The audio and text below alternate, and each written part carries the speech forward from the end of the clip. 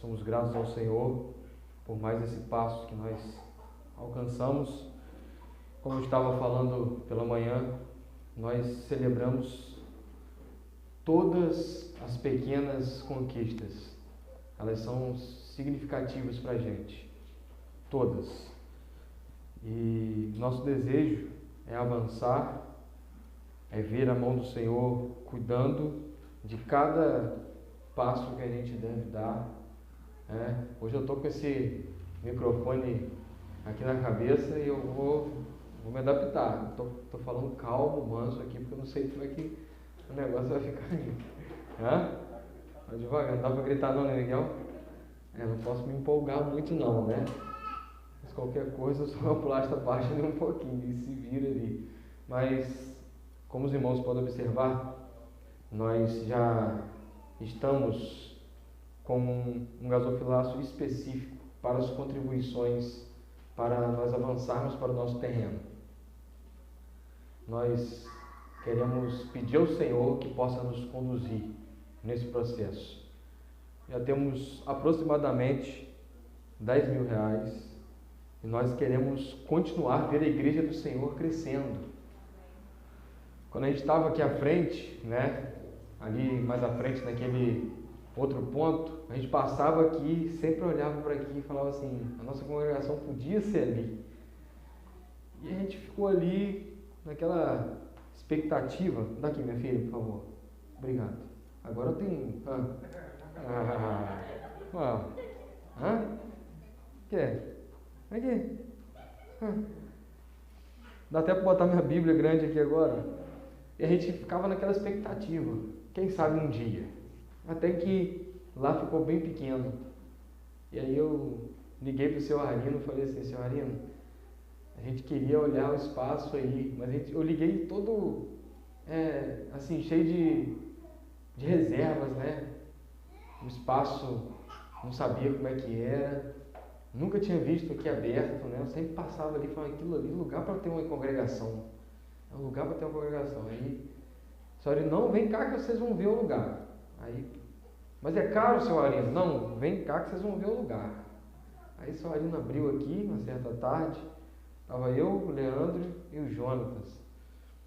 A gente olhou e tal, O seu Arino ficou assim, deixando a gente olhar, a gente ficou olhando, falou, caramba, já tem uma cozinha, um banheiro legal, dá para ser o púlpito aqui, a gente ficou vislumbrando, Como é que poderia ser. Aí a gente veio aqui para esse cantinho aqui, eu falei assim, pessoal, mas aqui é 3 vezes maior do que lá. A gente não vai conseguir alcançar o aluguel, não. Aí eu falei, senhor Arino, a gente gostou muito, mas a gente tinha que ver como que, se vai dar para a gente alcançar. Aí o senhor Arino falou com a gente bem assim, olha só, eu não sei nem quanto vocês pagam lá, mas o meu aqui é R$500. Aí eu fiquei meio abobalhado, você lembra, Leandro? A gente ficou meio abobalhado assim, olhando, coçando a cabeça. R$500, olha, é R$500. Tá ruim? Eu falei, não, tranquilo, 600. R$600, Aí eu falei, como é que lá a gente pagava quase o mesmo valor? Eu falei, Deus está abrindo essa porta aqui pra gente então, vamos pular para dentro logo. Vamos falar com o senhor Arino que é nossa. Dá a mão aqui, senhor Arino. Tá fechado.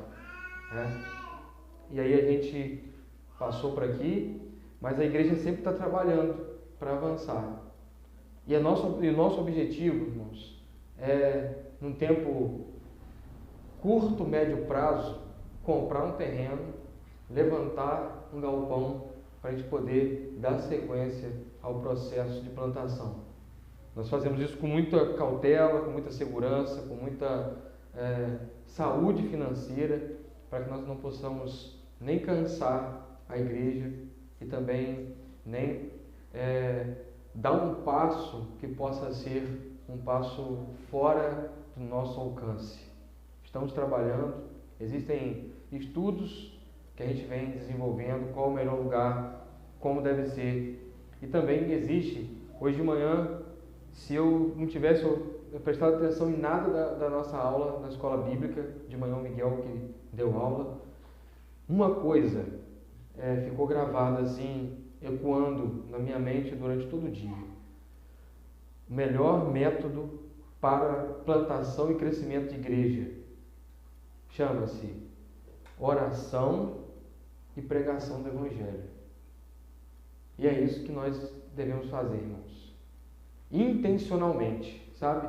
Porque parece que fica muito subjetivo. Vamos orar para que a igreja cresça, vamos orar para que o trabalho aconteça, vamos orar para que Deus abra as portas. Mas fica muito subjetivo. Nos parece que nós não conseguimos idealizar algo que seja tão palpável e a gente consiga caminhar para lá. Eu quero ir para esse objetivo enquanto igreja. Por isso nós já estamos com um pequeno gasofilaço, já temos aproximadamente quase 10 mil, os irmãos que forem sendo movidos por Deus para, de modo intencional, ofertar para o avanço da nossa plantação, vai ter ali agora especificamente um destino para a sua oferta. Nós não trabalhamos com campanhas, irmãos. Campanhas, elas são cansativas, muitas vezes penosas. Parece que nós somos pedintes enquanto igreja quando nós ficamos fazendo campanhas. O que nós olhamos para o nosso Deus e oramos é para que Ele possa mover os nossos corações a serem fiéis a Ele. Fiéis a devolver e contribuir para o sustento da casa do Senhor. Amém? E nós vamos falar nessa noite especificamente sobre esse tema. Pode ficar tranquilo que eu não sou Edir Macedo, R.R. Soares e nem Valdomiro. Pode ficar tranquilo. Eu sou o pastor, eu continuo mesmo com o microfone de cabeça sendo o pastor Everton, tá? Vocês não ficarem preocupados. Mas a Bíblia nos coloca esse tema e nós não fugimos dele. Alcançando a maturidade sobre a fidelidade e a contribuição para a casa do Senhor. Neemias capítulo 13, versículo 10 ao 14. Os irmãos podem localizar. E eu prego néctio contínuo, ou seja, todo domingo eu prego hoje até o versículo 14. Domingo que vem os irmãos sabem que eu vou continuar no versículo 15 em diante. Não pulo partes e também não antecipo para falar pouco sobre o assunto. Então, capítulo 13 eu desacelerei porque nós tínhamos alguns objetivos específicos para tratar. E então eu busquei tratar esses assuntos de modo bem cadenciado, bem calmos, para a gente poder absorver da melhor forma possível o ensino da palavra de Deus. Vamos colocar de pé, irmãos, para a leitura da palavra de Deus. Neemias capítulo 13, versículo 10 ao 14.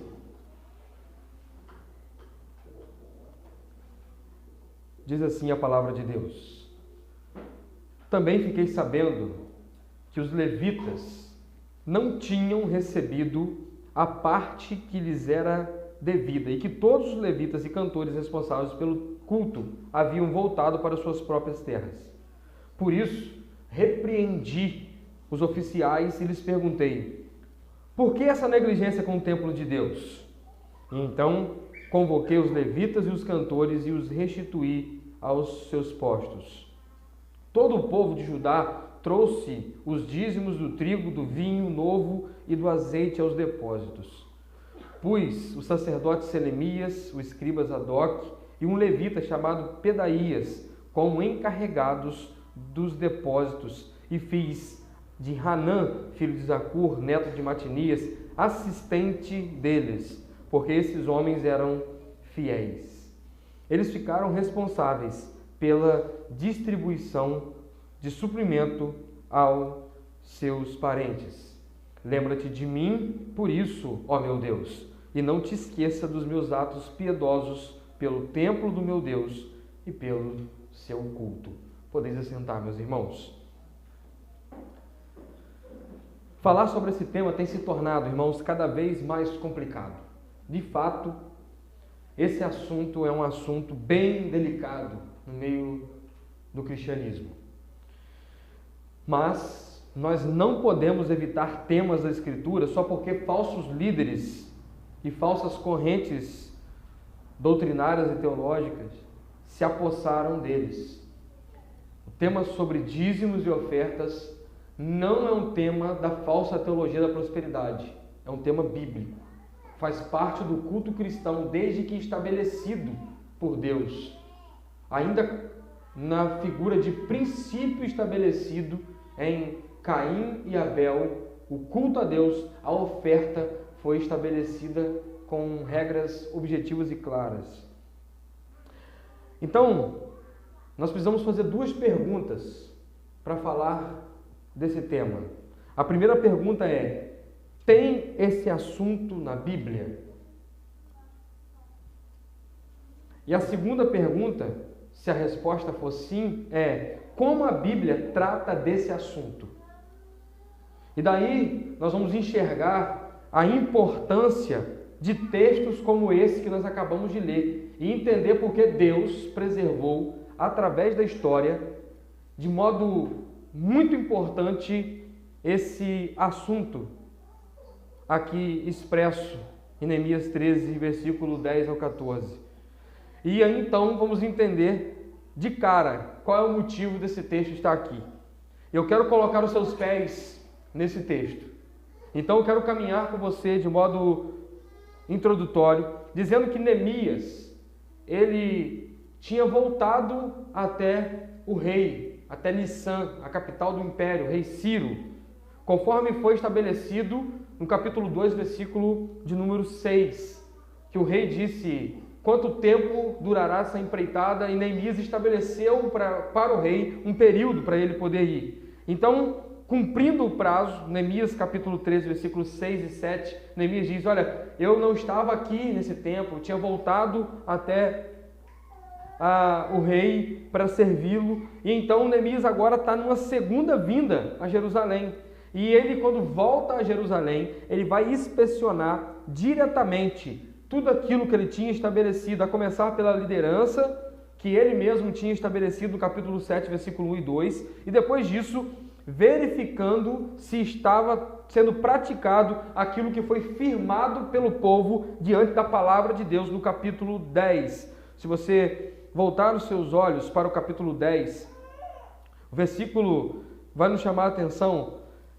O versículo de número 1 vai dizer: essa é a relação dos que assinaram, o governador, filho de Acalias, e Zedequias. E aí tem uma lista daqueles que firmaram um compromisso. E se você olhar para o versículo 30 e 32 desse mesmo capítulo, você vai observar que o povo tinha firmado alguns compromissos, especificamente tratado aqui no capítulo 13, de modo inicial, até chegar no versículo 13, onde nós vamos estar no contexto imediato daquilo que vamos observar aqui.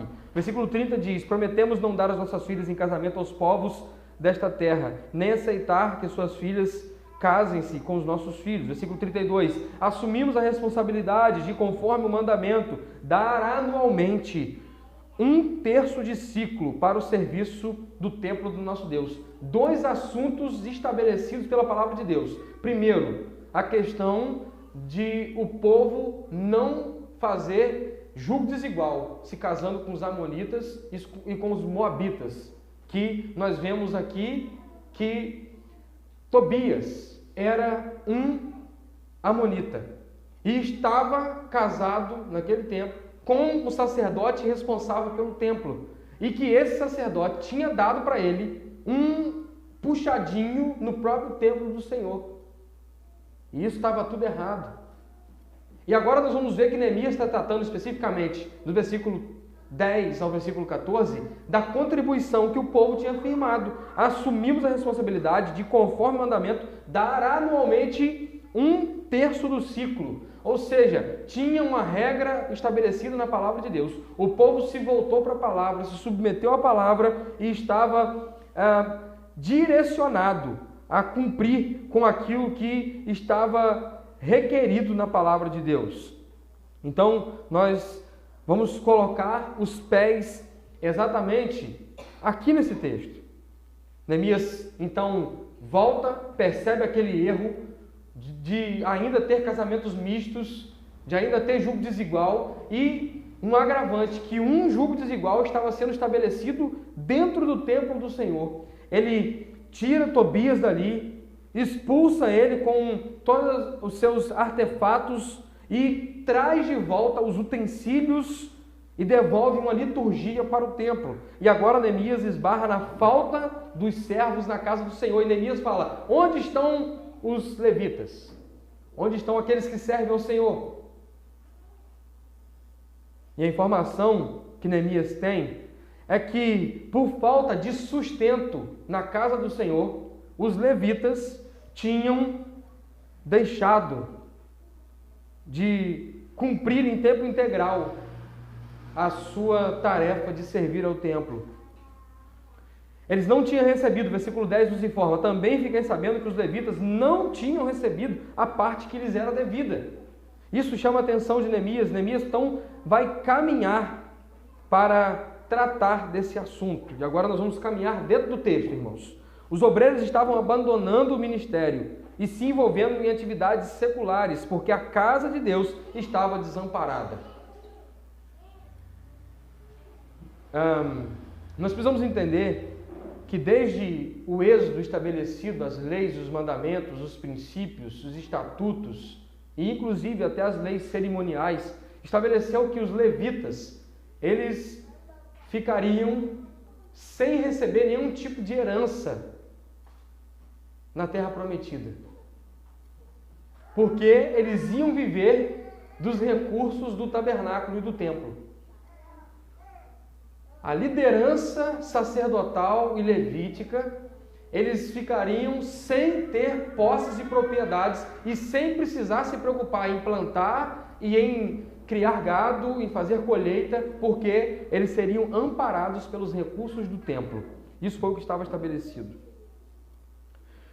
Nesse contexto, os levitas, os sacerdotes, eles não tinham como cumprir com as suas tarefas sem estar tendo que buscar recursos além daquilo que estava estabelecido para o templo.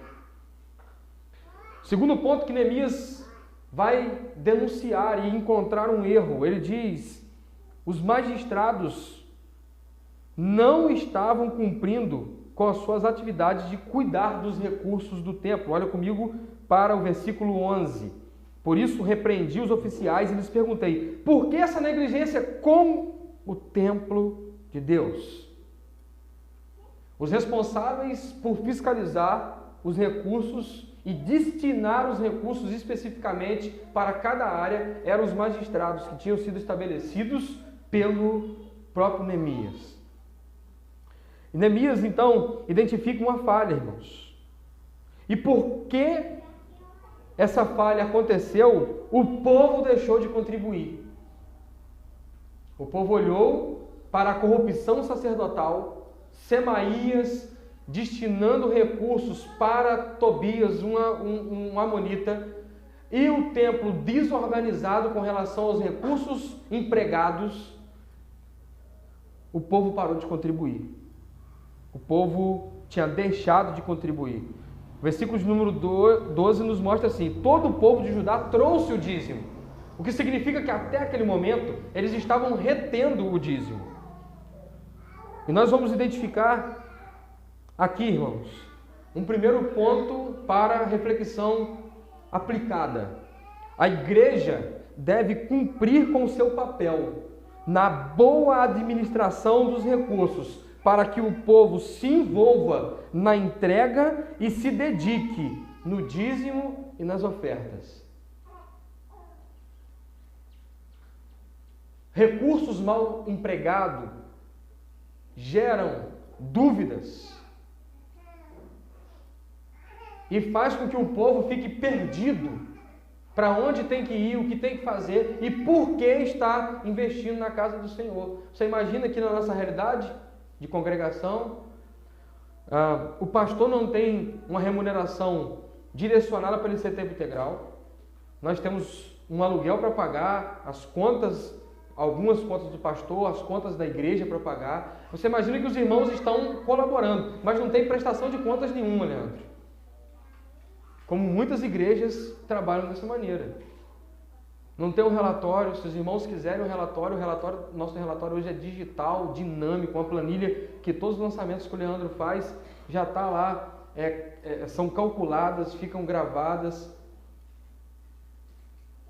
excelente. Inclusive, a Abacef adotou o nosso modelo. Isso foi muito bom. A Abacef adotou o nosso modelo administrativo financeiro. Agora você imagina que não tem prestação de contas. E ainda, o povo vê que não tem nada avançando. Não compra o equipamento, uma coisa falta aqui, uma coisa falta colar.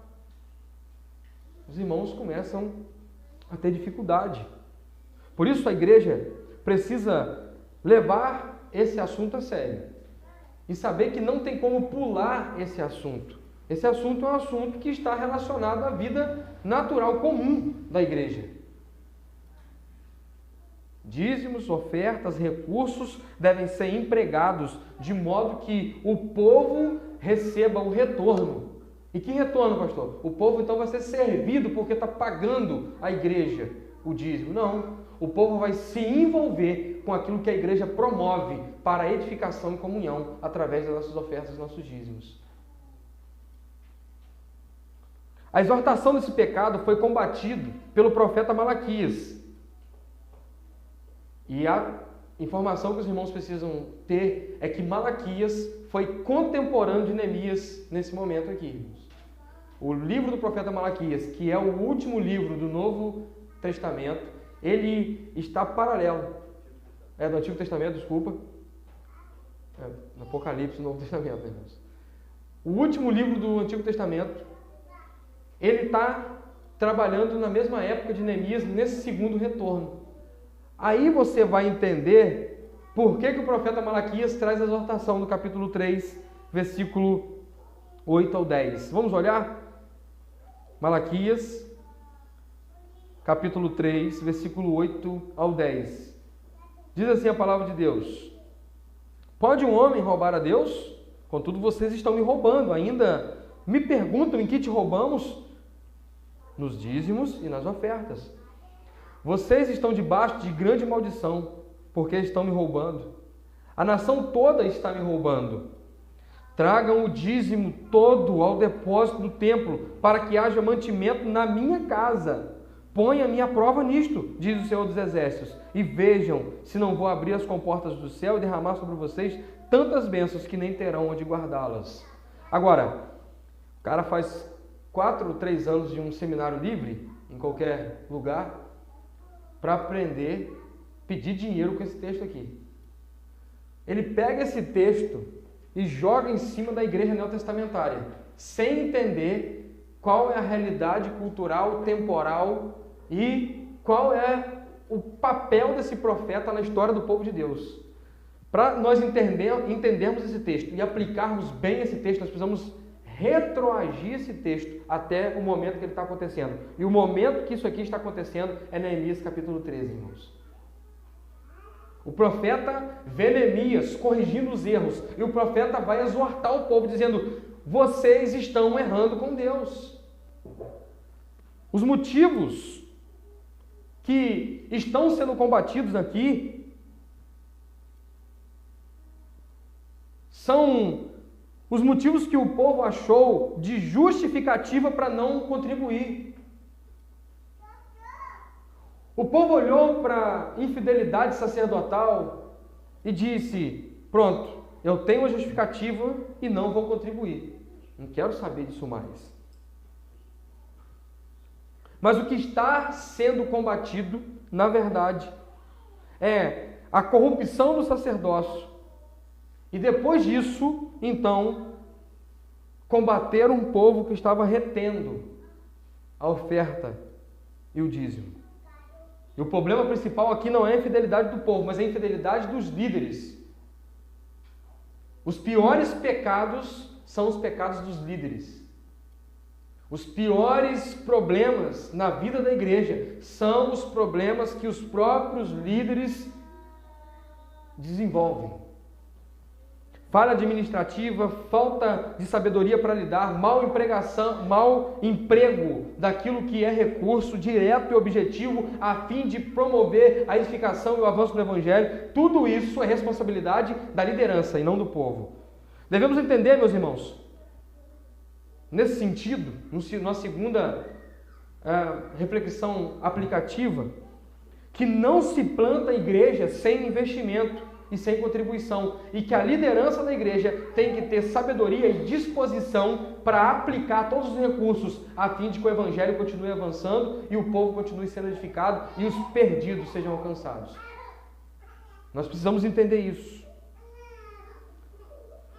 Não vai descer um anjo do céu para levantar uma parede de um templo, irmãos. Quem faz parede é pedreiro. Pedreiro cobra 220 pau por dia. Pedreiro bom. Deus não vai fazer da gente como fez com Abraão, dizendo, olha, sai daqui da estrutura do seu arino e vão ali para frente e se apropriem daquela terra, cerca aquilo ali e comece a defender com pau e pedra. Quem faz isso é o MST, não os crentes. Tá? Deus não vai fazer isso não. Não vai direcionar a gente dessa forma não. Sabe como que se planta igreja? Com recursos do povo. Com oração, com pregação do evangelho, mas com recurso do povo. E lamentavelmente é por isso que a gente vê tanta dificuldade no campo para a plantação de igreja, porque o povo não tem um entendimento dedicado e intencional de que os seus recursos são importantes e significativos e que através do seu recurso o templo vai ser bem cuidado e a obra vai avançar.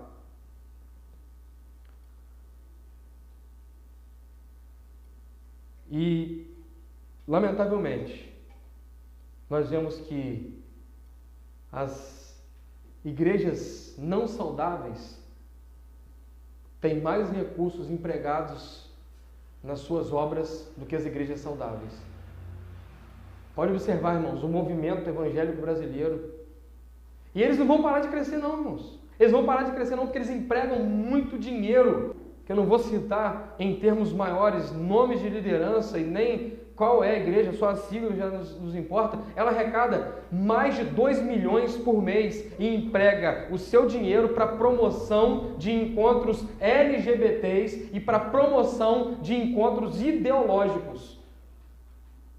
Falsos mestres, falsos segmentos que se dedicam incansavelmente, inclusive contam com a ajuda governamental para muitos dos seus trabalhos.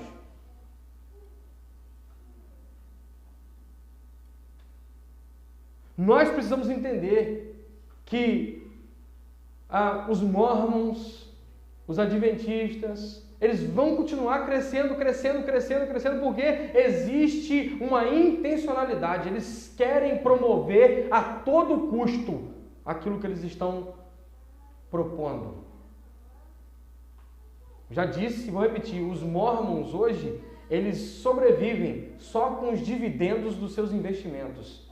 Se eles quiserem falar assim, parem de contribuir, ninguém traz dízimo mais não, só com aquilo que eles têm de investimento em bolsa de valores, no mercado comercial, eles já sustentam o trabalho no mundo todo. E todo ano se levanta jovens que vão para o campo custeados por esse dinheiro. E todo jovem mormon passa pelo menos um ano fazendo missões, andando pela rua, vestidinho, bonitinho e andando por aí, com a plaquinhazinha aqui no peito. Eles não vão parar de crescer. Nós é que temos que nos preocupar com o nosso lado e dizer, irmãos, cadê os recursos? Vamos empregar as nossas energias, recursos e tudo que nós temos em favor de promover o santo evangelho, o verdadeiro evangelho, o evangelho bíblico. Porque nós precisamos olhar e entender que há uma urgência, que nós não podemos reter aquilo que é do Senhor. Nós precisamos contribuir, nos despertar para essa área. Neemias, então, sacode o sacerdócio, o magistério, e diz, os magistrados, e diz, vamos lá, vamos limpar toda essa bagunça. Você pode, agora, entendendo que Neemias e Malaquias são contemporâneos e que eles estão falando na mesma realidade, e então olhar para o que o Novo Testamento trata desse assunto, Atos capítulo 11, versículo 29 e 30, fazendo a aplicação da teologia bíblica, nós vamos observar o seguinte, versículo 29 de Atos 11, os discípulos, cada um segundo as suas possibilidades, decidiram providenciar ajuda para os irmãos que viviam na Judéia. Assim o fizeram, enviando ofertas aos presbíteros pelas mãos de Barnabé e Saulo. A igreja neotestamentária contribui para o avanço do reino. Os irmãos aqui, no contexto de Atos 11, eles estão passando por necessidade. Levantou-se uma fome, tiveram um problema de tempo de falta de colheita, crise. Mas mesmo assim, eles não deixaram de enfiar a mão no bolso, cada um conforme tinha possibilidade, e empregar o dinheiro na obra. 1 Coríntios capítulo 16, lido na transição, diz assim, versículo 1 e 2, quanto à coleta para os santos, façam como ordenei as igrejas. Olha bem, Paulo já tinha uma ordem expressa às igrejas da Galácia.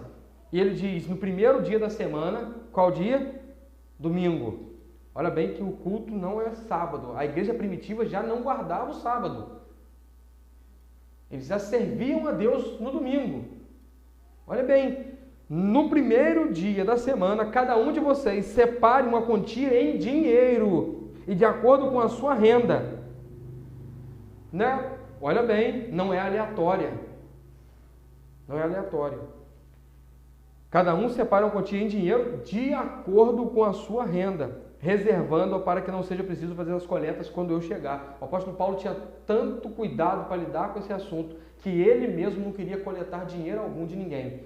Colete antes de eu chegar. Faça isso de modo espontâneo, sem a pressão da presença apostólica. Sejam livres, espontâneos em fazer isso. Costumo dizer que o dízimo, ele nivela, né? Ele nivela todo mundo. Ele não deixa que ninguém se sinta menos e ninguém se sinta maior. Ninguém pode dizer, eu estou dando demais, estou dando de menos. Estou dando 10%. Quem ganha 1.000 vai dar 10%. Quem ganha 5.000 vai dar 10%. É 10%. Se é muito, o seu é muito mais porque você tem muito mais. Ele é proporcional.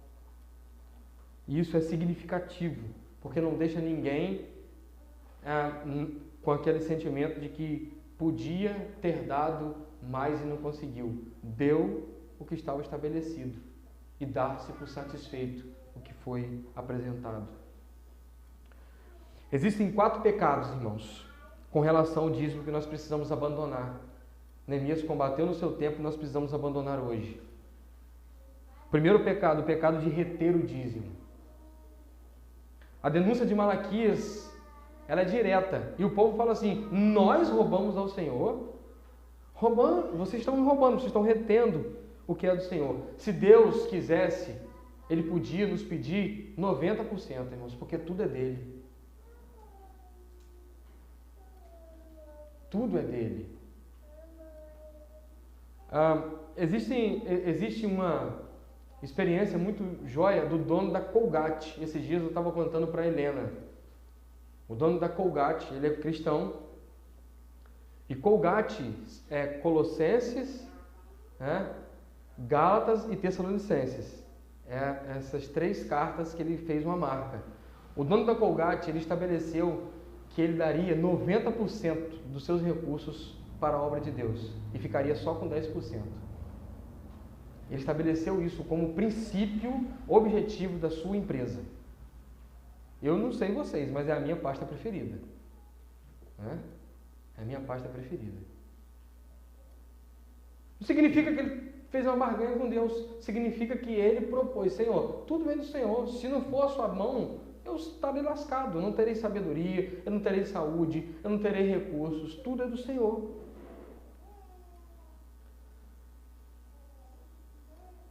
Você não pode reter o mínimo, olhando para um Deus que te dá tudo. Sabe quanto custa um balão de oxigênio da White Martins? Sabe quanto dura esse balão de oxigênio? Dá uma puxada no seu ar aí. Você está respirando de graça, você não está pagando nada para respirar.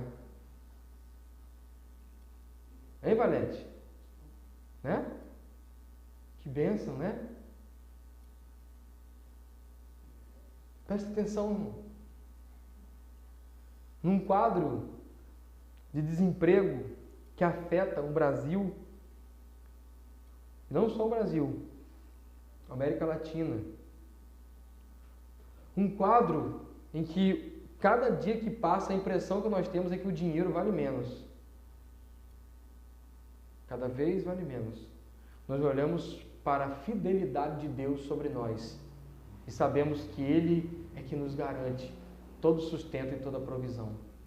Isso é confortante para nós, irmãos. E isso nos dá uma condição de servi-lo com tudo que nós temos, economicamente, financeiramente. Segundo pecado, a subtração do dízimo. Aqui está um perigo que todo crente corre quando vai devolver o dízimo, porque pode ser que ele esteja intencionado e bem intencionado em devolver, mas esteja devolvendo aquilo que está errado. Se ele estivesse devolvendo como oferta, estava tudo certo, mas se ele nomeia dízimo, está errado. E aqui está o pecado que aconteceu na igreja, a saber, o único pecado registrado na Bíblia que Deus puniu com a morte no Novo Testamento, e morte instantânea. Subtrair o dízimo. Os irmãos lembram de Ananias e Safira? O erro de Ananias e Safira, irmãos, não foi porque eles deram pouco ou muito, foi porque eles tentaram enganar os apóstolos, dizendo: aqui está o dízimo. Mas eles tinham vendido as suas posses por um valor e mentiram a respeito daquele valor que estava apresentado. Esse foi o erro. Subtração do dízimo. Preste atenção. Pastor, então o que eu devolvo no dízimo? Irmão, o que você pegar na mão, você pega 10% e devolve ao Senhor. Tem mistério. Não interessa se seu salário bruto é 10, 15, 20 mil reais. Não interessa se seu salário bruto é 4, 8. Não interessa o seu salário bruto. O que você pegou na mão? O que você foi lá no Banco do Brasil e sacou? O que caiu na sua continha? Fez lá o barulhinho aquele barulhinho quando cai o crédito, né? Prim, prim, caiu o barulhinho lá. O que caiu na sua conta? Caiu lá, pagamento, esse valor. É dali, não precisa inventar. Tem gente que quer dar o dízimo, escrever lá no seu cartãozinho de dízimo, mas depois que ele paga tudo, ele tira 10% que sobrou. Você não precisa, não é o pastor que precisa disso. Você não tem que prestar conta para o pastor. Eu só estou te dizendo que talvez você esteja subtraindo o dízimo do Senhor, e isso é errado. Isso é errado.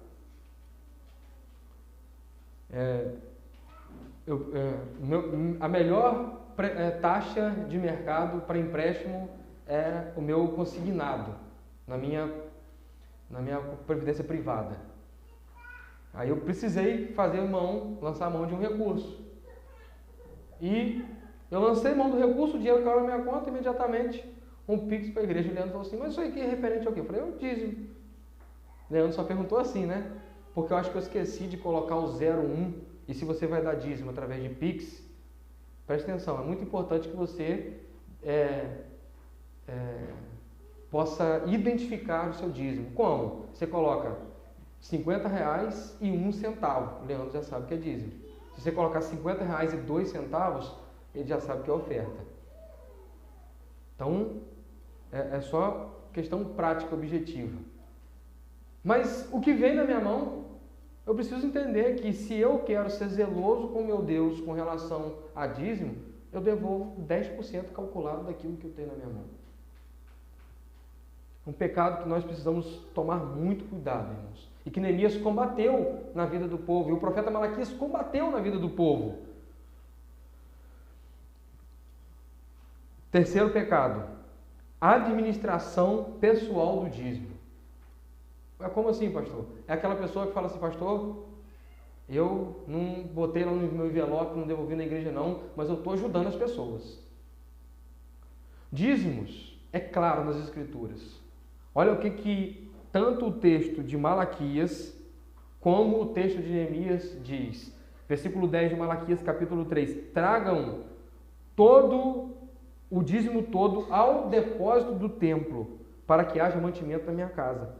Agora vamos ver o texto de Malaquias. Presta atenção, o que o texto está nos apresentando, irmãos. O versículo de número 12. Todo o povo trouxe os dízimos do trigo, do vinho novo e do azeite aos depósitos. Então, se é dízimo ao Senhor, você tem que devolver ao Senhor. E onde que você devolve dízimo ao Senhor? Na igreja. Uma vez eu ouvi uma pessoa falando assim, olha, eu quero que abata o meu dízimo, porque eu prestei determinados serviços para a igreja. Eu ouvi o cara falando isso. Só que eu, muito mais novo, isso aí já tem um tempinho, tem mais de 15 anos. Eu ainda lembro disso até hoje. O cara prestou determinado serviço à igreja e falou assim, olha, abate do meu dízimo, escreve aí, tesoureiro, como se estivesse preenchendo o meu dízimo durante X tempo, porque o valor do meu serviço foi tanto, então eu quero que... Não existe isso. Isso não existe. O que você faz ao Senhor, fora do seu dízimo, é a sua oferta agradável a Deus, o seu sacrifício vivo, santo, conforme Romanos diz. Você quer abater, Leandro? Acho que eu não vou ter conta de te pagar e te devolver o que você faz pela vida da igreja. Quer abater, Júnior? Eu não vou. Quer abater, Matheus? Não posso te pagar. Eu vou ter que te devolver dinheiro e a gente não tem. Você quer abater, Miguel? Eu não tenho para te devolver. Por isso que nós temos que ter um entendimento de que o que nós fazemos é serviço, é servir. E o que nós contribuímos é dízimo, é oferta objetiva. O quarto pecado, subestimar o dízimo. Como se o dízimo não tivesse tanta importância assim. O povo perguntou, em que nós estamos se roubando? O povo sabia que não estava contribuindo. O povo não estava levando a oferta ao Senhor. E quando Deus falou, vocês estão me roubando, o povo sabia que não estava levando a oferta, falou, nós estamos te roubando em quê? O povo estava subestimando. Nós não podemos subestimar as nossas ofertas. Tudo que você emprega no serviço do Senhor é importante. Vai ter um objetivo e vai glorificar a Deus de alguma maneira. Pagando uma conta da igreja em dia, nos ajudando a avançar com as nossas estratégias, nossos planos, nos dando condições de trabalhar e empregar os nossos recursos. Nós estamos na iminência de contratar o Juan para dar aula uma vez por semana aqui na nossa igreja. Ele vai dar 3 horas de aula em um dia. Vai dar musicalização e capacitação infantil, vai dar aula para os adultos, instrumentos e canto, e depois vai ensaiar o nosso grupo de louvor. Precisamos de quê para fazer isso? De quê? Money.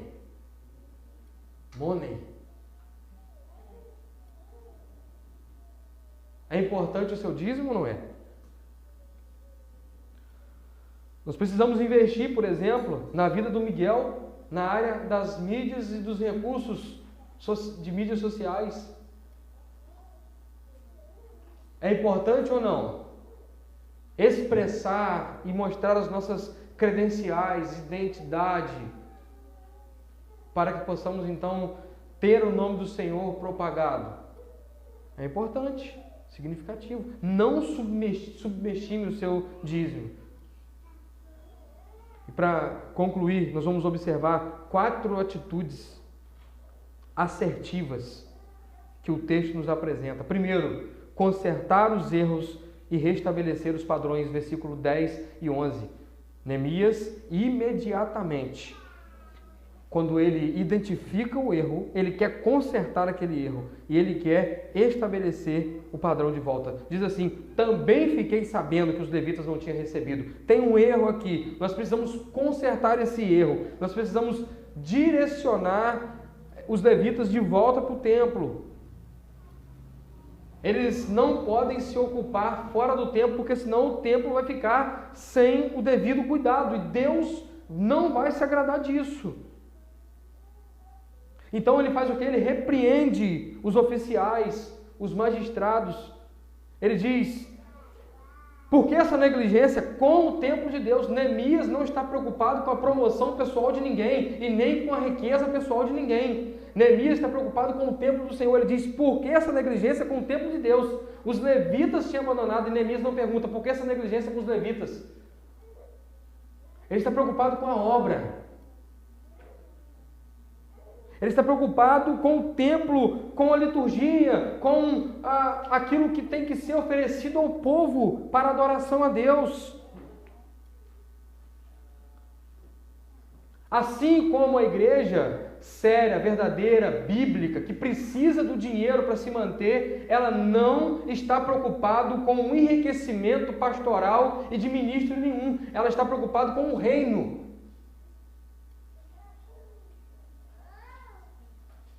Preste atenção. Não é para que se promova a vida de ninguém, as riquezas, as grandes posses, aos impérios, aos castelos de marfins, aos grandes carrões, aos jatinhos particulares, às enormes fazendas de Goiás. Não é para isso. É para que se promova a promoção do reino de Deus. É para que se cuide do evangelho ser propagado. E via de regra, todos aqueles que se inclinam a muitas riquezas, eles abandonam a falsa doutrina.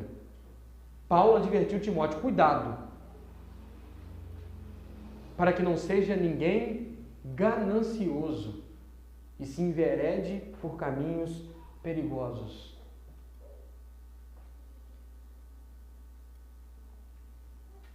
Se existe uma área que desqualifica muitos ministros do Senhor nos nossos tempos, irmãos, é a área financeira.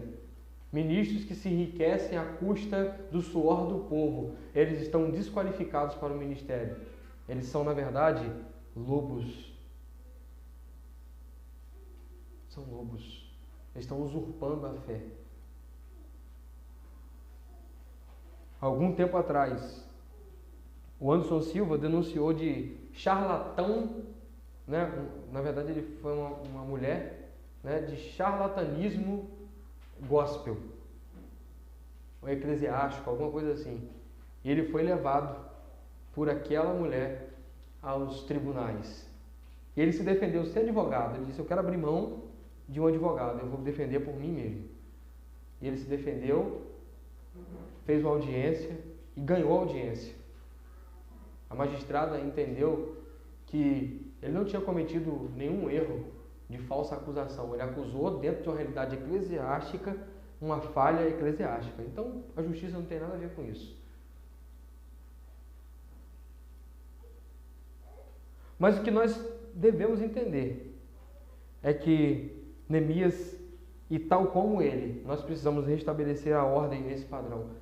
Nós estamos falando muito de reforma, e se existe uma área que precisa ser reformada na vida de muitas igrejas, é a área do dízimo e das ofertas, das finanças.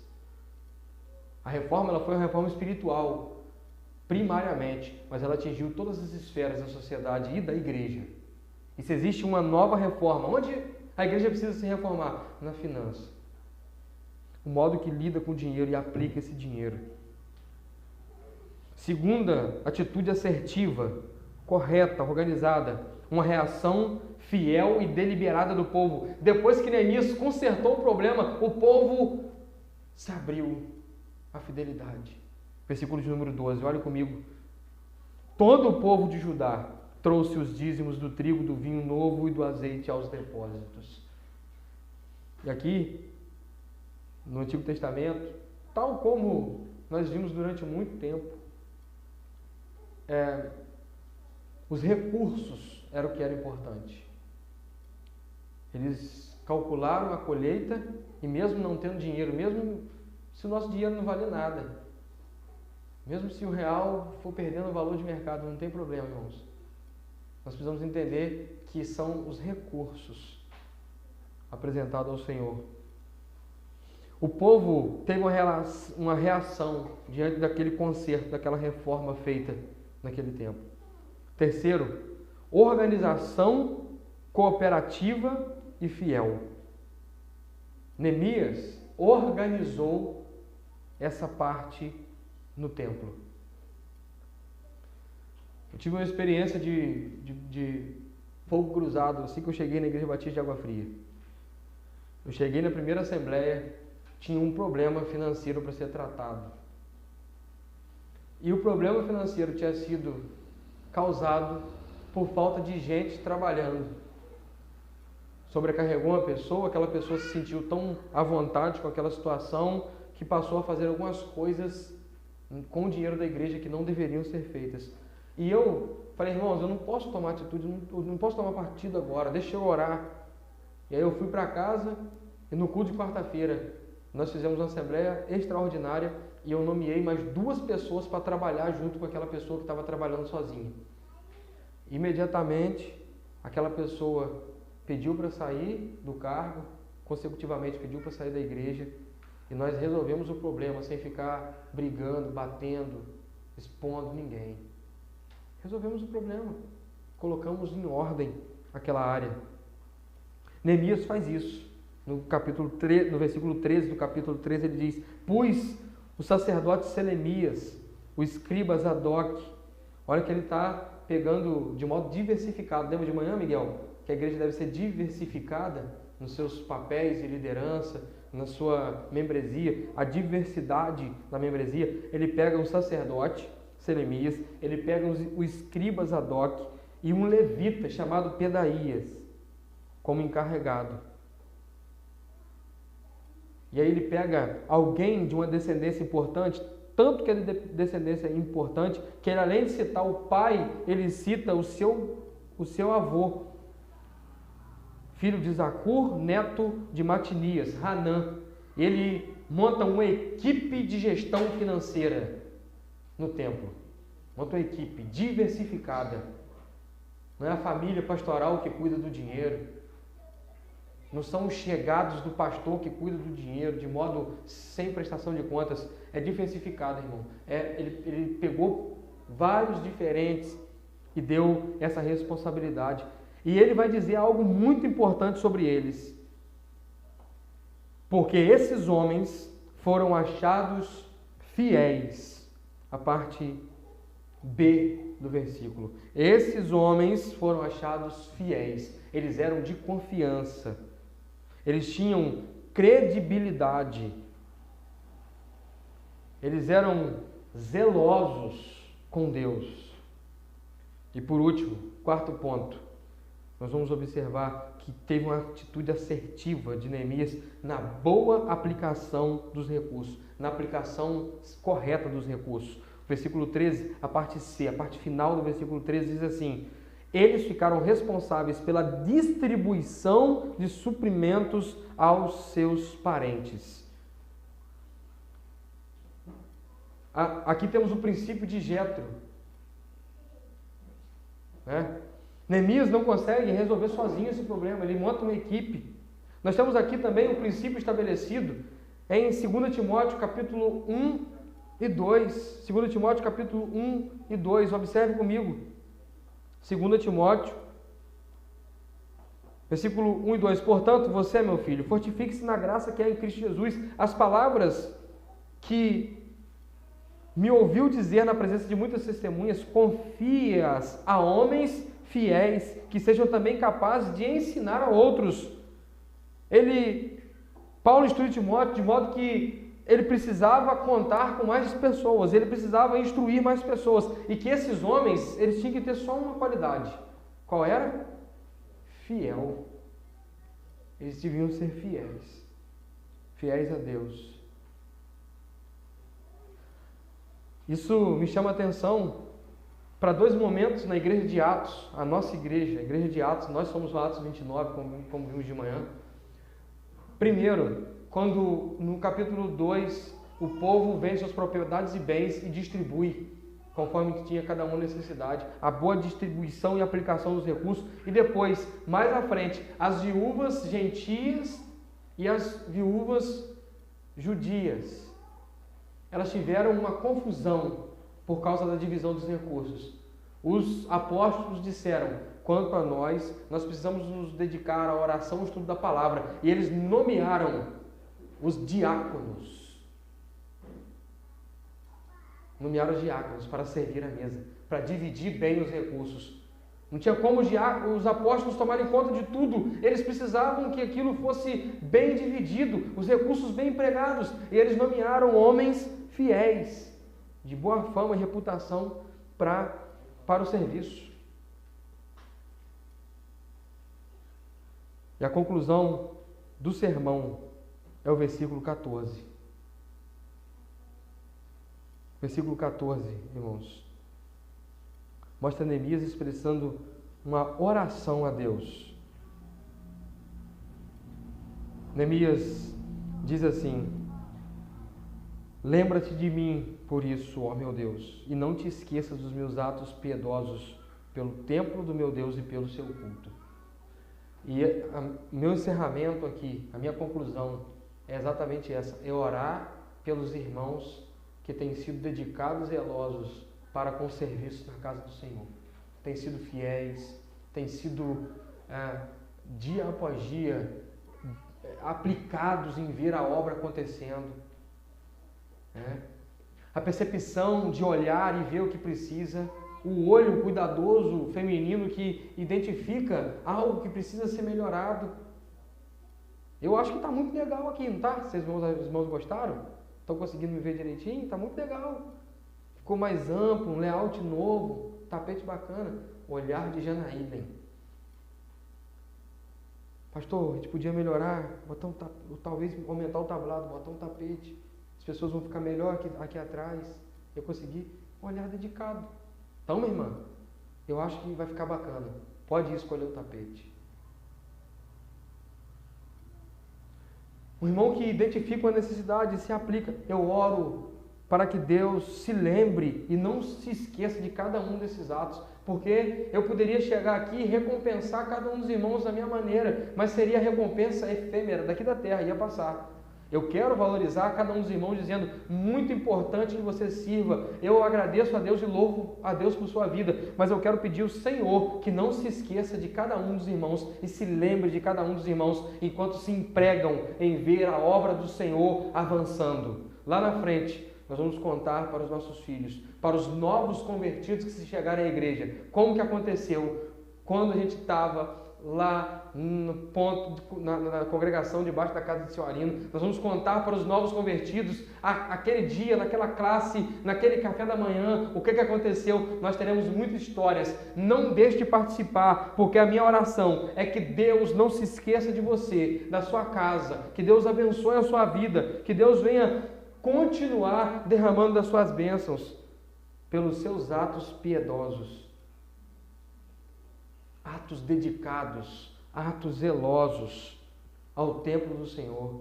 Nós precisamos, irmãos, cultivar na vida das nossas crianças, através da nossa alegria de servir a Deus, cultivar na vida das nossas crianças um amor pela igreja e pelo culto que está sendo perdido. Está sendo perdido. A forma com que você serve a Deus, a forma com que você emprega os seus recursos a Deus, a forma com que você se dedica a Deus, vai reverberar na vida dos seus filhos. Isso é bíblico. Deus, Ele visita as gerações. E não é por causa de um feito sobrenatural, não. É simplesmente por causa de ação e reação, ato e consequência. Você vem para o culto reclamando: poxa vida, chegou a hora do culto, tem que se arrumar. Eu estava tão confortável aqui assistindo o Faustão não, o Hulk. Vou para o culto. Você vem reclamando, seus filhos estão vendo aquilo ali. Você vem para o culto, participa do culto e quando entra no carro vai embora. Pastor, pregação mais ou menos, não gostei do café, o louvor não está... Você está semeando alguma coisa na vida do seu filho, presta atenção nisso. Vê se os seus atos com relação ao culto são atos piedosos, atos bíblicos, zelosos. Vamos buscar restaurar na vida de uma nova geração um amor pelo templo, pela igreja do Senhor. Um amor perdido, irmãos. Essa geração do meio pensa na igreja como se fosse um local de festa e pensa no culto como se fosse um evento secular. Tanto que a própria igreja está se adaptando para isso, para promover um evento no templo. Festa do pijama. Você diz no culto, o tema do culto, festa do pijama. O que estão semeando na vida dessas crianças com relação ao amor ao culto, amor ao templo, amor a Deus? Estão dando o que o mundo dá. E a única diferença é que isso vem encapado de falsa piedade. Pelo menos somos nós que estamos fazendo, pastor. Nós estamos controlando os nossos filhos aqui. E eles crescem, batem na universidade e são engolidos pelos leões ferozes que estão ali nas universidades. O amor ao culto, um culto bíblico. Irmãos, não adianta. Toda vez que nós olhamos à nossa volta, vamos participar de algum culto, de alguma festividade, nós percebemos a falta de tratamento bíblico no culto. Infelizmente, irmãos, eu falo isso com muita tristeza. Você vai num culto que se dá um espacinho pequeno para o pastor pregar, e o pastor, quando vai pregar, não se interessa muito em expor um texto bíblico. Quando lê, ele lê para cumprir a tabela religiosa que leu. Ele prefere as frases de efeito, o emocionalismo, produzir um alvoroço no culto do que pregar as Escrituras. Restaurar o amor ao culto. A minha oração é que você, meu irmão, possa ser um canal do Senhor para abençoar a casa do Senhor. E que você possa ser alguém zeloso e dedicado para que, através da sua vida, dos seus atos piedosos, da sua dedicação, você possa trazer muitos e muitos a entender essa realidade, essa bênção que é servir o Senhor. Empregue o seu dízimo de modo adequado, se dedique ao Senhor. Quando requerido, não abra mão de participar, de se envolver. Quando indicado, assuma a responsabilidade e saiba que através da sua vida, muitas pessoas serão abençoadas e Deus vai ser glorificado através da igreja que você está servindo. Amém? Deus, nós te damos graças, a Deus. Graças porque a sua preciosa palavra nos instrui para cada área da nossa vida. E quando nós olhamos para a sua palavra, nós recebemos o seu bálsamo. Que somos nós, pecadores miseráveis, que dependem do Senhor. E quão grande és tu, ó Deus, que olha para nós com misericórdia e amor.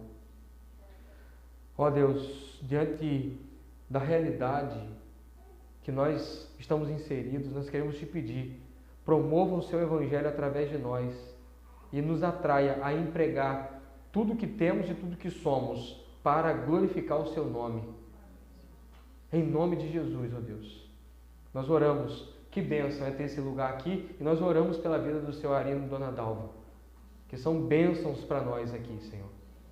Esse lugar aqui nos aconchegou, nos acolheu. Esse lugar aqui foi significativo e tem sido maravilhoso. Nós nos reunimos aqui e é através daqui que o lançamento do nosso próximo passo será dado. Nós te agradecemos, ó Deus, e queremos pedir, venha abençoar a casa dos seus servos, ó Deus. Derrame da sua graça, do seu bálsamo, do seu fortalecimento, do seu vigor. E venha, Deus, estar dando dia após dia do seu consolo, do seu amor, da sua força, em nome de Jesus, ó Deus. Nós somos gratos pela vida deles. Visite toda a família Moreira, Senhor. Esteja com eles, ó Deus, no fortalecimento de cada um. Nós clamamos ao Senhor para que o seu Evangelho seja promovido aqui nesse lugar, através desse lugar, que pessoas se rendam aos pés de Jesus. Oramos por seu Arino, que ele possa ter um encontro pessoal com Cristo Jesus, vê-lo a grandeza, o esplendor da glória de Jesus, o Salvador excelente e maravilhoso. Que ele se sinta amado, amado como em nenhum outro lugar, como em nenhum outro momento, amado como por nenhuma outra pessoa, amado por Cristo Jesus. E que ele sinta todo esse amor forte, lhe fortalecendo através da vida da igreja. Que ele sinta o nosso abraço, nosso calor, nosso afeto. E que ele seja encorajado através de nossas vidas. Deus, muito obrigado pela vida dos meus irmãos, que têm te servido incansavelmente, trabalhando quando ninguém está vendo. Não sobem ao púlpito, não cantam, não fazem as coisas litúrgicas, mas são dedicados e zelosos, estão fazendo toda a obra funcionar, porque são indispensáveis no serviço ao Senhor. Muito obrigado pela vida dos meus irmãos. Em nome de Jesus, que o Senhor possa nos dar uma mentalidade de fazer a obra avançar através de nós. Em nome de Jesus. Amém e amém.